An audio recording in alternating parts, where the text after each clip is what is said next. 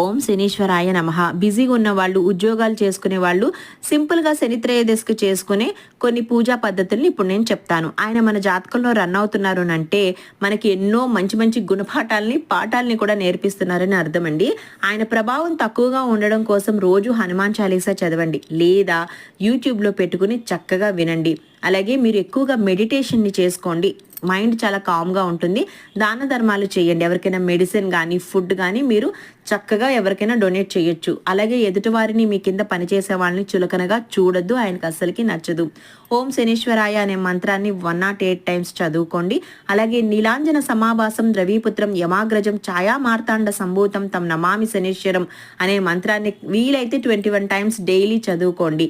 అలాగే ప్రత్యేకించి శనిత్రయోదశికి కేజింపావు నల్ల నువ్వులు అలాగే నువ్వుల నూనెతో స్వామికి అభిషేకం చేయండి. Thank you so much.